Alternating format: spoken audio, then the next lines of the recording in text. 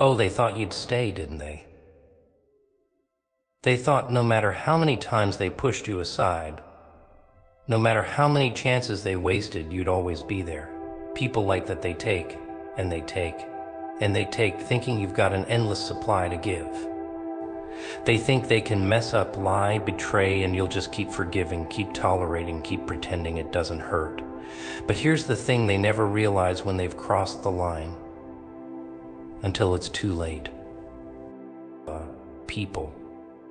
They have this strange little habit, don't they? They think that those who care about them, those who stand by their side, are somehow unbreakable.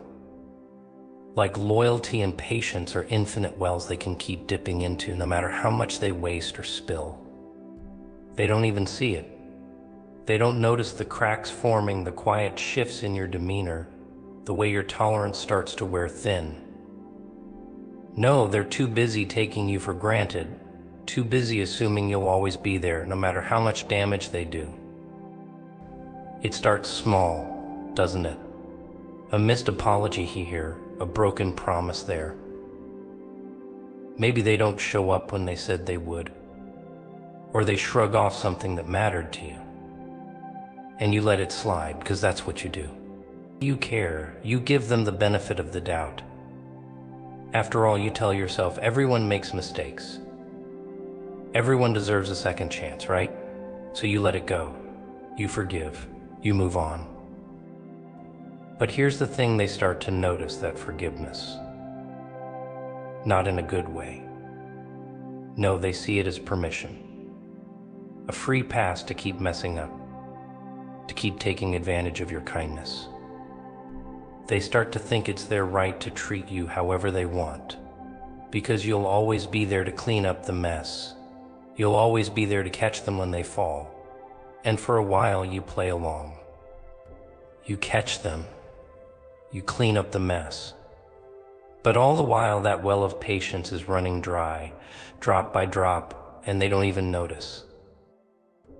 Oh, they might say they're sorry, but it's not the kind of sorry that means anything. It's not the kind of sorry that comes with change. No, it's just a word they throw out to keep you around, to make sure you don't walk away. And you hear it, and maybe you even believe it for a while, because you want to believe. You want to think they'll change, that they'll wake up and realize what they're doing before it's too late. But they don't. They never do. You see, people like that, they don't understand limits. They don't see the warning signs, the little red flags you start throwing out when you've had enough. They're too caught up in their own world, too wrapped up in the idea that you'll always be there, no matter what. They think they can keep pushing, keep taking, keep hurting, and you'll just smile and say it's okay. But it's not okay, is it? It stops being okay the moment you realize they don't value you. The moment you see that they're not even trying. That's when something inside you shifts. That's when you stop giving, stop forgiving, stop forgiving, stop tolerating the things you once let slide. But they don't notice. They're too busy taking you for granted to see what's happening. They don't see the wall you're building brick by brick to protect yourself from their carelessness. And then one day you're just done. You've given them chance after chance, and they've wasted every single one. They've taken your patience, your kindness, your loyalty, and thrown it all away like it was nothing. And now there's nothing left for you to give. You're empty, you're tired, you're done. But here's the kicker, they don't realize it. Not right away. No, they think they've still got time. They think they can keep playing their games, keep making the same mistakes, because you've always forgiven them before. So why would this time be any different? It's not until you walk away, not until you stop answering their calls, stop picking up the pieces, that they finally get it, that they finally understand they've pushed you too far. And by then it's too late. You're gone. And they're left standing there, staring at the space you used to fill, wondering how they didn't see it coming. wondering how they let things get so bad. But you know how. They took you for granted. They assumed you'd always be there, no matter how many times they hurt you. They didn't see the warning signs, didn't hear the alarms, didn't notice the cracks until the whole thing came crashing down. That's the tragic comedy of it all, isn't it? People who take others for granted never realize what they have until it's gone. They don't appreciate the patience, the forgiveness, the loyalty until they've used it all up. They don't see the value in the person standing right in front of them, not until that person is gone. And then they're left with nothing but regret, nothing but the empty realization that they blew their last chance with someone who would have given them the world. The thing about chances is that they're slippery. People don't always see them for what they are until they've already slipped away. A second chance, a third chance, they don't look like golden opportunities when you're in the moment. No, they're quiet, subtle, almost ordinary. But the truth? Each one is a lifeline, a shot at redemption, a chance to make things right. And most people, they don't even notice. They squander them like loose change, tossing them aside without a second thought. Oh, they think they've got all the time in the world. They think chances are infinite, a never-ending supply that will always be there when they need them.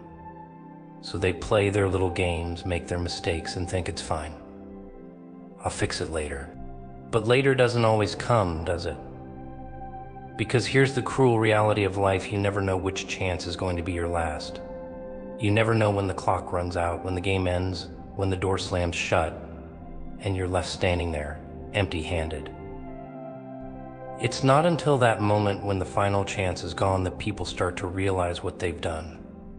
It's not until the dust has settled, until the damage is irreparable, that they finally understand what they've lost. And the regret. Oh, it hits like a freight train. It's a special kind of pain, realizing you had the chance to fix things, to make amends, and you wasted it, you blew it. And now there's no going back. But that's the thing about humans, they're blind to their own arrogance. They think they're invincible, untouchable, that they'll always get another shot. They don't see the warning signs, they don't hear the ticking clock. They live as if the people they hurt, the bridges they burn, will always be there waiting for them to grow up, to take responsibility. But people aren't as patient as they think. Everyone has their limits. And once that limit is reached, there's no amount of apologizing, no amount of groveling that can undo the damage. Imagine this: someone stands in a room full of fine china, precious, delicate, and priceless, and instead of treating it with care, they start smashing things one by one. At first, they might laugh it off. It's just one plate, one cup, what's the big deal? There's still plenty left. But as the pile of broken pieces grows, the realization starts to set in. They're running out of things to break. And when they're finally left holding the last piece, they understand this is their last chance to preserve something valuable. But by then, they've already destroyed everything else. That's what happens when people waste their chances. They don't see the value in what they're holding until it's the only thing left. And by then, it's too late. The damage is done, and the person they've hurt, the one who gave them those chances, has nothing left to give. They've walked away, leaving the offender to stand in the ruins of their own making. Regret is a funny thing. It doesn't show up when you're making mistakes. It doesn't whisper in your ear, hey, maybe you should stop before it's too late. No, regret is silent, patient, waiting until the very last moment to strike. It waits until the door has closed, until the bridge has burned, until the person you've hurt is long gone. And then it pounces. It wraps itself around you, a heavy, suffocating weight that you can't escape. It's the realization that you had everything you needed to make things right, and you chose not to. Oh, people love to play the victim in these situations, don't they? They love to act surprised, to cry about how unfair it all is when they finally face the consequences of their actions. I didn't know it was my last chance, they'll say, as if that changes anything. As if ignorance absolves them of responsibility. But ignorance is no excuse. They had the warnings, the opportunities, the time to make things right, and they let it all slip through their fingers. And now all they're left with is regret. The kind of regret that keeps you awake at night, staring at the ceiling, replaying every mistake in your mind. The kind that makes you wish you could turn back the clock, just for one more shot, one more chance to fix what you've broken. But life doesn't work like that, does it? Once the final chance is gone, it's gone for good. It's a hard lesson, but an important one.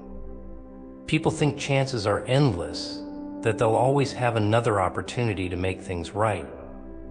But the truth is, chances are finite. They run out. And when they do, the only thing left behind is the mess you've made, the bridges you've burned, and the people you've lost.